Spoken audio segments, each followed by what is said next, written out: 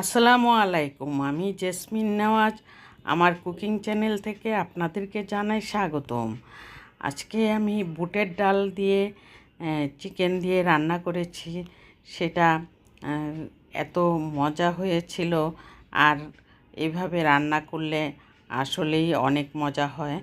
আর এই মশলা কি মশলা দিয়ে আমি রান্না করলাম সব আপনাদের সামনে তুলে ধরব।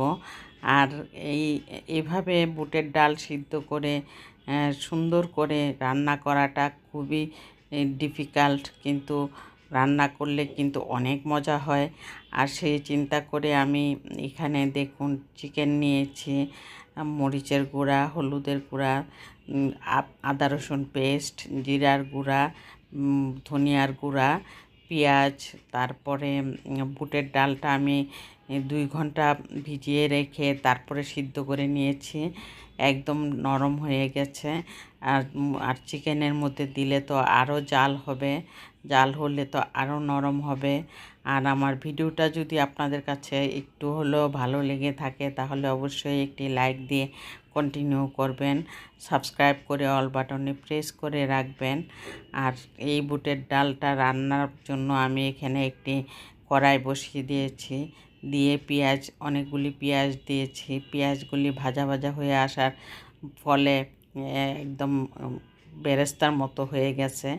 তারপর আমি একটু হলুদের গুঁড়া দিয়ে আমি লাল মরিচের একটু পানি দিয়েছি।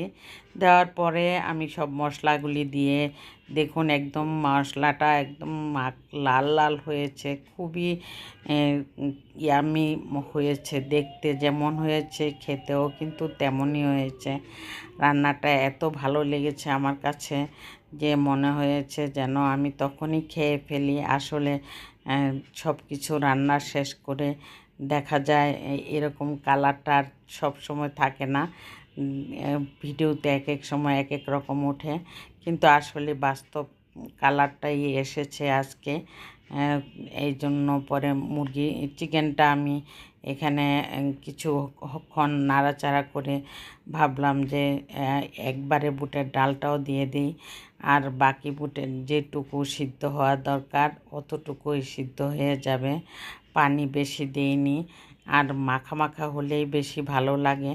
সেই চিন্তা করে এখানে পানি যতটুকু দিয়েছি অতটুকুই রেখে জাল করতে লাগলাম।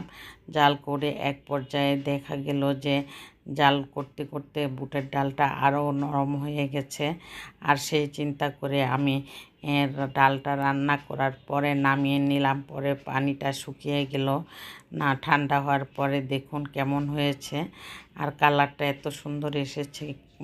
আমরা সবাই মিলে খেয়েছি খুব মজার সাথে। এইরকম একটা তরকারি হলে কিন্তু আর কিছু লাগে না। তবুও আশেপাশের তরকারি থাকে, কিন্তু এই তরকারিটা খুবই মজার হয়েছিল, খুবই টেস্ট লেগেছিল। আপনারাও এইভাবে রান্না করে